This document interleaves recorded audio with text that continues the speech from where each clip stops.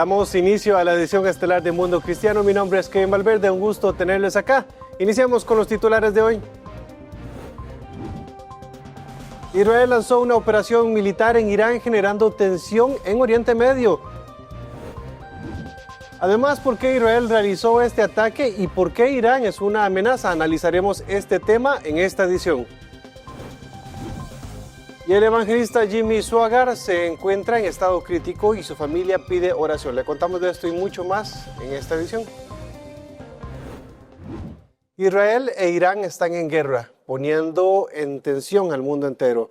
Tras años de preparación y meses de especulación, en una operación sin precedentes, Israel atacó las instalaciones nucleares iraníes y eliminó a numerosos científicos nucleares y a los altos líderes iraníes. En la llamada Operación Ascendente, aviones de guerra israelíes atacaron sitios estratégicos de todo Irán y en la propia Teherán. Justo después del ataque, el primer ministro israelí Benjamín Netanyahu se dirigió a la nación y al mundo. Esta operación continuará los días que sean necesarios para eliminar esta amenaza. Durante décadas, los tiranos de Teherán han instado descaradamente y abiertamente a la destrucción de Israel.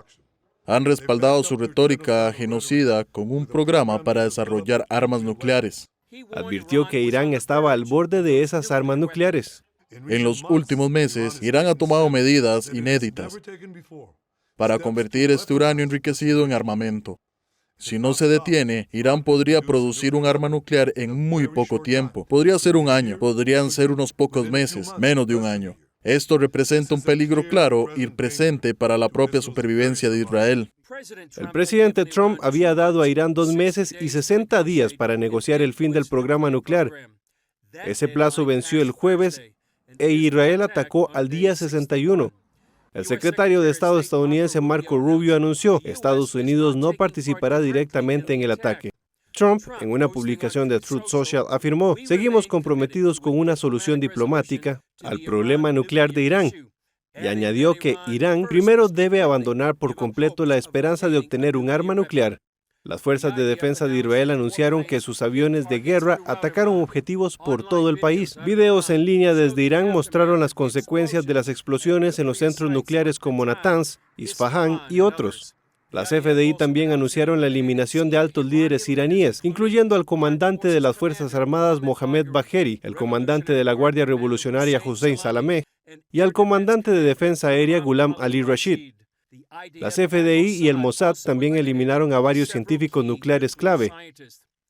El líder supremo de Irán, el ayatolá Jamenei, advirtió que Israel enfrentaría severos castigos por los ataques, e Irán lanzó cientos de drones en represalia.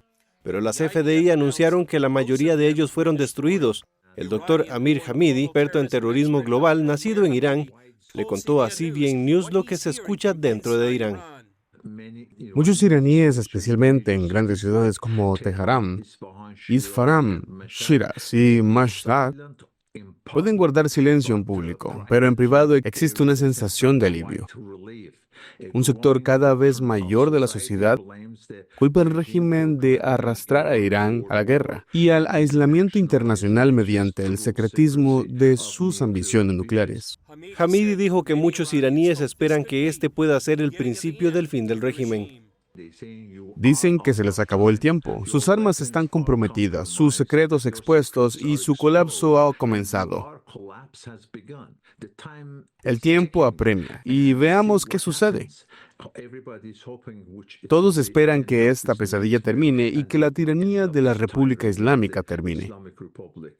El jueves, antes del inicio de la Operación León Ascendente, el primer ministro Netanyahu oró en el Kotel y colocó una nota en el muro occidental. Decía el capítulo 23 de Números: "Se levantará como un león y se elevará como una leona". Netanyahu concluyó su mensaje citando a Moisés. Hace más de 3000 años, Moisés dio al pueblo de Israel un mensaje que fortaleció su determinación desde entonces: sé fuerte y valiente. Hoy, nuestros soldados y nuestro pueblo, fuertes y valientes, nos unimos para defendernos de quienes buscan nuestra destrucción. Y al defendernos, defendemos a muchos otros y derribamos a una tiranía asesina. Israel ha atacado objetivos militares y puntos claves del programa nuclear iraní. Irán ha disparado contra edificios residenciales en Tel Aviv. Mientras tanto, en territorio iraní, los iraníes celebran los ataques de Israel contra el régimen que los ha oprimido durante años. Este es el reportaje del jefe de la Oficina de Oriente Medio, Chris Mitchell. Las primeras noches, misiles impactan el Tel Aviv, causando la muerte de al menos 5 personas. Las fuerzas de defensa de Israel afirman que Irán ha lanzado cientos de misiles balísticos. La mayoría fueron interceptados, pero algunos logran alcanzar ciudades israelíes, incluida Bat Yam, durante el fin de semana. Detrás de mí está uno de los lugares donde cayeron misiles iraníes. Uno de ellos destruyó parcialmente un edificio de apartamentos y causó severos daños al edificio contiguo. Los daños se extienden por varias cuadras. El misil contenía casi 1.000 libras de explosivos. 9 personas murieron en el ataque, entre ellas 3 niños, y cerca de 200 resultaron heridas. Pero nuestro espíritu es fuerte y prevalecerá. Sabemos que nuestros enemigos intentaron atacar a civiles, por eso, desde mañana mismo comenzaremos a reconstruir esta zona. Tenemos 75 edificios que fueron severamente afectados. Les digo, estos son misiles muy grandes, capaces de causar daños como este. Irán ha declarado abiertamente su deseo de aniquilar a Israel, a Estados Unidos y a toda la ideología occidental. Israel tuvo que realizar un ataque preventivo para proteger a nuestros civiles. Nuestros objetivos son instalaciones militares estratégicas. Los de ellos, como pueden ver detrás de mí, y en otros puntos del país son comunidades residenciales e infraestructura civil. Desde el sitio en Bet Yam, el primer ministro israelí Benjamin Netanyahu advirtió sobre lo que podría ocurrir si Irán no es detenido. Imaginen lo que pasaría si Irán tuviera armas nucleares que pudieran caer sobre todas las ciudades de Israel. Imaginen si tuvieran 20.000 misiles, no uno, sino 20.000. Eso sería una amenaza existencial. El presidente de Estados Unidos, Donald Trump, respalda las operaciones de Israel, aunque todavía espera que haya una solución negociada con Irán. Espero que haya un acuerdo. Creo que ya es momento de uno. Y veremos qué pasa. A veces tienen que enfrentarse, pero veremos qué sucede. Las FDI afirman que están haciendo historia en solo 4 días, y en lo que algunos comparan con la milagrosa guerra de los 6 días en 1967, Israel ha atacado una amplia gama de infraestructuras nucleares de Irán, en los túneles de Fordo e Isfahán. Las FDI afirman que la mayoría de los comandantes militares iraníes han sido eliminados y que agentes de Mossad en el terreno han destruido defensas aéreas, misiles balísticos y científicos nucleares iraníes. Mientras tanto, videos en redes sociales desde el interior de Irán muestran a ciudadanos iraníes celebrando los ataques, con la esperanza de que eso lleve al colapso de la dictadura que ha gobernado durante 46 años. Hago un llamado al pueblo iraní. Este es un momento para levantarse, para derrocar a las mulas, si pueden, y el mundo lo respaldará. Fuentes de la oposición afirman que algunos líderes iraníes ya han huido del país. En Israel, el espíritu sigue firme. Chris Mitchell, CBN News, Jerusalén. Israel promete que Irán pagará el precio completo tras los ataques de esta semana. Uno de los misiles impactó directamente en el hospital Soroka en Beersheba y otro cayó en zonas residenciales de Tel Aviv. El primer ministro Netanyahu acusó a Irán de crímenes de guerra y afirmó que Israel avanza con fuerza hacia la eliminación de las amenazas nucleares y balísticas. Por su parte, el presidente Trump dijo que no busca una guerra, pero tampoco permitirá un Irán con armas nucleares. Mientras tanto, las fuerzas de defensa de Israel amplían su ofensiva y algunos líderes piden al pueblo iraní que se levante contra el régimen de los ayatolás. Israel lucha para eliminar la amenaza nuclear y de misiles que buscan nuestra aniquilación. Atacan instalaciones militares, nucleares y de misiles. Atacan un hospital. En este hospital hay pacientes inmóviles, sin poder moverse. Justo al lado hay una sala de pediatría, una sala de bebés. La atacan. Pueden decir que atacan instalaciones militares. ¿Qué instalaciones militares? Conozco todas las instalaciones militares de Israel. No hay ninguna en kilómetros a la redonda. Atacan a civiles porque son un régimen criminal. Son los máximos terroristas del mundo. Quieren el terrorismo nuclear, que someterá al mundo entero a un chantaje nuclear y usarían estas armas. Eso es lo que el ayatolá Yamení dice que haría. Usaría estas armas para borrar a Israel del mapa, pero no lo hará. No lo permitiremos.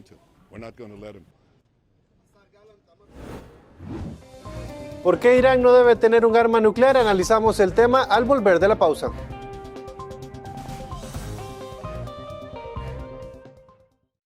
Hola, soy Omar Morillo. Bienvenidos a Vida Dura. Vida Dura presenta historias reales de individuos que han enfrentado el dolor y el sufrimiento, pero que han encontrado una vía de escape a su miseria. Búscanos en Instagram, Facebook, YouTube, en nuestra página web y por supuesto en la televisión abierta en tu país. Vida Dura, trayendo esperanza y aliento a través de sus historias. El ataque de Israel contra Irán inició un conflicto que puso tenso a todo el mundo. ¿Pero era realmente necesario escalar este conflicto a este punto? Analicemos el tema con Joe Ger. Él fue oficial de las Fuerzas de Defensa de Israel, es experto en temas de seguridad e inteligencia y es el actual CEO de una empresa americana, TechnoCyber, que tiene más de 25 años de estar asesorando a empresas multinacionales y gobiernos en temas de seguridad. Le damos la bienvenida, Joe, gracias por acompañarnos. Gracias, Kevin, bendiciones. Joe, esta nueva escalada se da porque Israel dice que Irán no puede tener un arma nuclear. Ayúdenos a entender esto, ¿por qué hay países que tienen armas nucleares, pero a Irán no lo dejan tener un arma nuclear? Bueno, claro que sí. Mira, para entender el contexto de esto, es necesario irnos hacia 1979, que es el año de la Revolución Islámica en Irán. ¿Okay? El año hasta ese entonces, te recuerdo, Irán inclusive tenía buenas relaciones con Israel y con el resto del mundo. Era un país libre, era un país donde se podía practicar cualquier religión, donde las mujeres podían ir a la playa, podían caminar solas por la calle, etcétera, etcétera. ¿Qué pasa del 79 en adelante? Básicamente la revolución islámica se apoderan o se toman el poder el ayatollah Khomeini en su momento, Khomeini, y después hoy en día Khamenei, ¿ok? Y ellos básicamente tienen una ideología islámica completamente radical, donde ellos de hecho llevan predicando más de 40 años la destrucción de Israel, la destrucción de Estados Unidos, y básicamente su misión en la vida es lograr un califato mundial, donde básicamente le dan dos opciones a las poblaciones: o se convierten a su versión del Islam o les cortan la cabeza. Eso es lo que vienen predicando y haciendo también, ¿verdad? Desde esa época no solamente han sido amenazas, sino han sido un sinnúmero de ataques, tanto a Israel como a Estados Unidos. Y bueno, en los últimos años, entonces, lo que hizo fue básicamente tener dos estrategias para atacar a Israel puntualmente. Una fue crear alrededor de Israel lo que llaman un anillo de fuego. Entonces, si quieres, puedes verlo como, o sea, y estoy hablando aquí de los proxies como Hamas, Hezbollah, etcétera. Entonces, eso se puede ver como un pulpo, donde la cabeza del pulpo está en Teherán, en este régimen, y los brazos del pulpo son los diferentes proxies. Por ejemplo, Hezbollah en Líbano, Hamas y Yihad Islámico en Gaza y en Judea y Samaria. Tienes milicias en Irak y en Siria que eran bastante, digamos, dicho, otro proxy de los iraníes. Y por supuesto, hoy en día los Houthis también, que hace poco empezaron a mandar misiles a Israel. Y eso pues no lo puedes entender, porque ¿qué tienen que ver los yemenitas con Israel? Están a 2.000 kilómetros y ¿cuál es el problema? No hay ni siquiera relación, mejor dicho, nuevamente es un proxy que Irán le da la orden, y entonces han llevado a cabo muchos ataques. Y también han llevado ataques directos a través de Hezbollah y a través de agentes iraníes en diferentes partes del mundo, incluyendo en Argentina, en la AMIA, incluyendo en Europa, incluyendo en África, y también ataques directos. El año pasado, Irán en dos ocasiones, en abril y en octubre, lanzó más de 300 misiles balísticos a la población civil de Israel.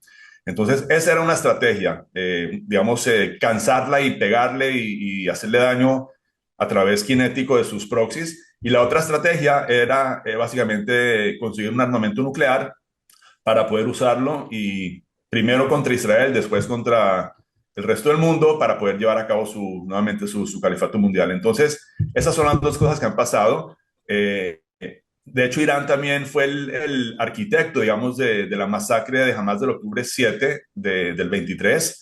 El plan era mucho más ambicioso, incluía atacar por diferentes partes, por el norte, por el sur, etcétera. Y aquí, digamos, Hamas, digamos, se adelantó por diferentes motivos y entonces le rompió ese plan a Irán, por supuesto, creando un daño muy grande también en Israel, como sabes, más de 1.500 muertos y más de 251 secuestrados, de los cuales todavía tenemos varios en Gaza, ¿no? Entonces, ese es el panorama. ¿Qué pasa?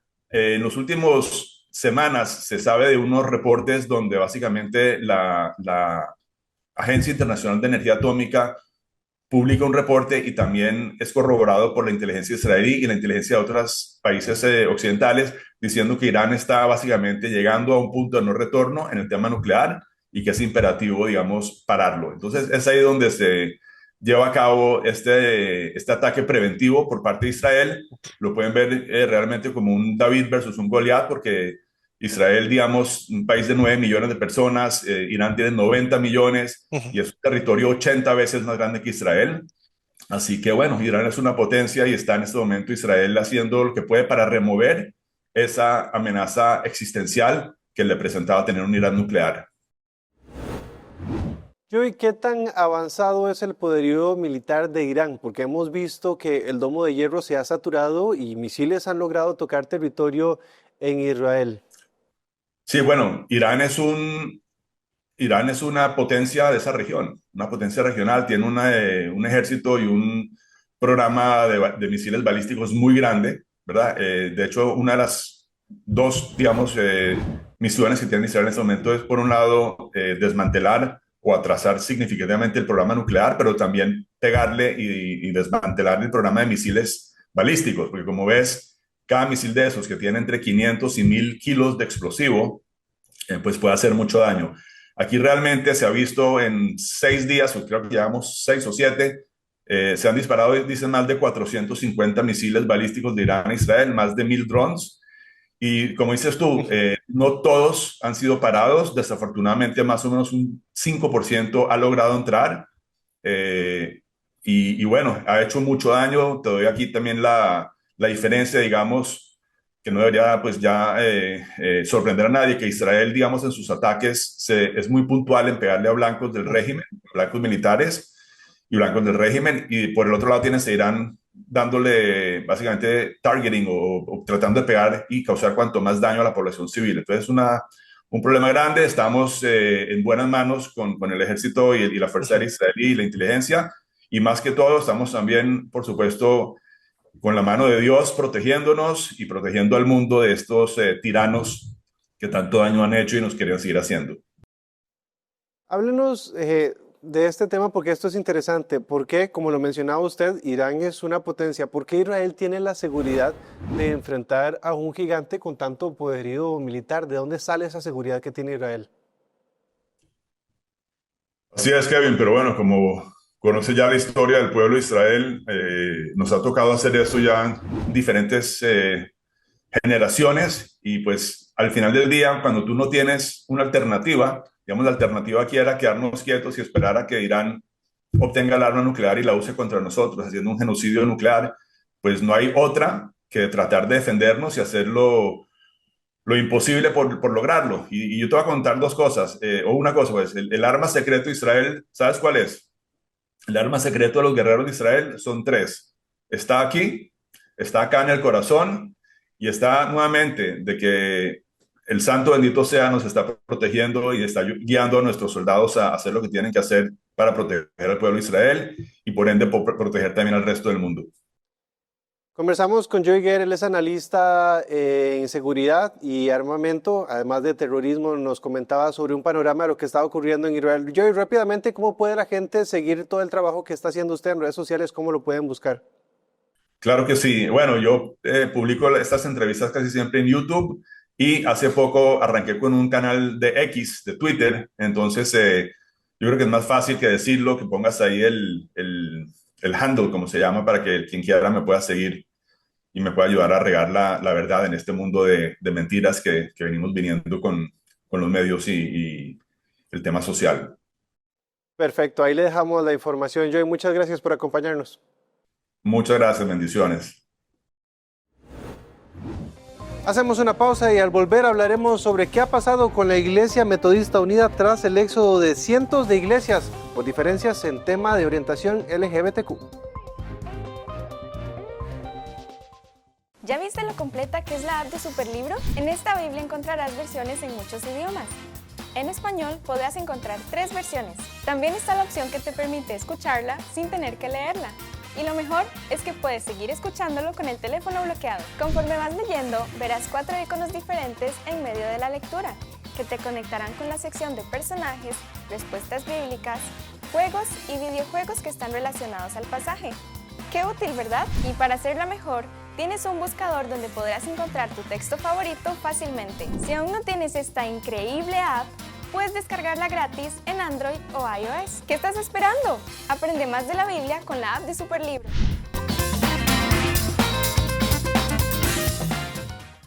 El año 2022 fue sin duda el más difícil en el ministerio. El reverendo Clark Watkins pastorea la iglesia First Church en Siloam Springs, Arkansas, una de las congregaciones que decidió separarse de la Iglesia Metodista Unida. Hay algunos miembros que ya no están, pero se siente un espíritu renovado, se siente más alegre. Hace 3 años se lanzó oficialmente la Iglesia Metodista Global, una alternativa teológicamente conservadora a la Iglesia Metodista Unida, con solo unas pocas docenas de congregaciones. Hoy supervisa más de 4.600 iglesias en todo el mundo, la mayoría de ellas provenientes de la separación. La Iglesia Metodista Global ofrecía lo más cercano a nuestra teología y a la cultura de nuestra iglesia. En el centro de la división están las diferencias sobre el matrimonio entre personas del mismo sexo y la ordenación de clérigos LGBTQ. Tracy Malone es presidenta del Concilio de Obispos de la Iglesia Metodista Unida. Ya no hay peleas, ya no existe, diría yo, la distracción que provocan estas diferencias, particularmente en torno a la sexualidad humana. Pero para el reverendo Watkins y muchos otros, el tema no era únicamente la sexualidad. Yo sabía de obispos que violaban la disciplina eclesiástica y pensé, eso es imperdonable. El doctor Daniel Bennett, profesor de ciencia política en la Universidad John Brown y autor de Ciudadanía Incómoda, abrazando la tensión entre fe y política, dice que la división refleja los cambios sociales más amplios del país.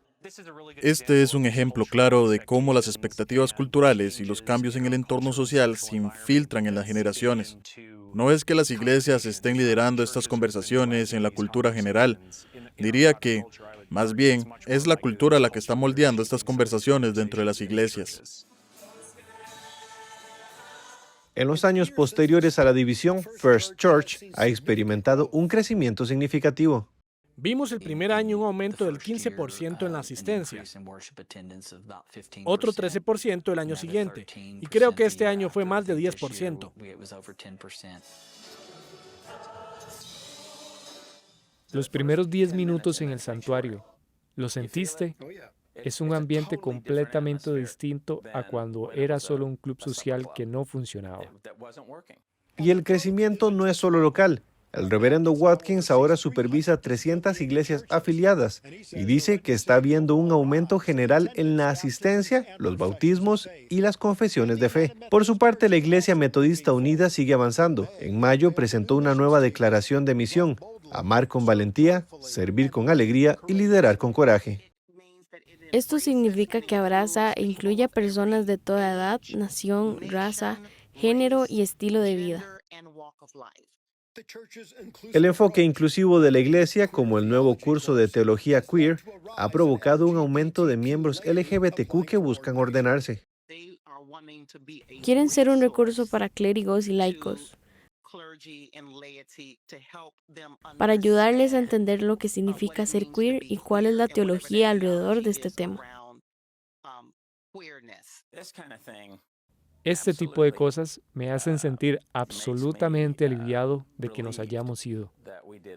Para First Church, la decisión de dejar la denominación vino después de una serie de reuniones, oración y votaciones. Algunas congregaciones todavía están sanando el dolor que experimentaron, pero puedo decir que ahora estamos del otro lado del proceso de desafiliación. Hay un mayor sentido de unidad y un enfoque renovado en el discipulado. La iglesia ha pasado por mucho. He visto mucho crecimiento. Pero puedo decir que el espíritu de esta iglesia está probablemente en el mejor estado en mucho tiempo. 3 años después, las iglesias de ambos lados están encontrando un propósito renovado y el lugar donde se sienten verdaderamente en casa. Esto es una historia tan antigua como la iglesia misma. No habrá una iglesia unificada hasta la segunda venida. Pero mientras tanto, esperamos avanzar en ese proceso de santificación. Paul Petit, CBN News, desde Siloam Springs, Arkansas. Seguimos con más de Mundo Cristiano. El senador colombiano Miguel Uribe Turbay fue operado de urgencia esta semana tras detectarse un nuevo sangrado cerebral. Su estado sigue siendo crítico y el pronóstico neurológico reservado. Mientras tanto, su familia pide oración y miles de colombianos se han unido en cadenas de fe en todo el país. Fieles católicos rezaron en el Rosario, en el parque donde Uribe fue atacado a balazos hace más de una semana. En más de 20 ciudades, multitudes participaron en una marcha de silencio para condenar el atentado. Uribe, de 39 años y precandidato presidencial, fue herido mientras hablaba en un acto político en Bogotá. Su agresor, un menor de 15 años, fue detenido en el lugar. Jimmy Swaggart, el famoso televangelista estadounidense, sigue en estado crítico tras sufrir un paro cardíaco. Tiene 90 años y permanece en cuidados intensivos en Luisiana. El ataque ocurrió la madrugada del domingo en su casa y, según su familia, el personal médico logró reanimarlo. Su hijo, Donnie Swaggart, dijo en una vigilia de oración que sin un milagro su vida será corta, pero no nos rendiremos, así lo dijo. Nacido en 1935, Swaggart fundó un ministerio internacional y lideró uno de los programas cristianos más vistos en Estados Unidos. Aunque escándalos en los años 80 y 90 afectaron su reputación, nunca dejó de predicar. Actualmente dirige el Centro de Adoración Familiar y la cadena Sonlife en Baton Rouge. Su familia pide oración urgente y cree que todavía Dios puede intervenir con poder. Recuerde que todas estas informaciones están en mundocristiano.tv y recuerde que también estamos en todas nuestras redes sociales. Nos puede buscar como Mundo Cristiano. Llegamos al final. Que el Señor los bendiga.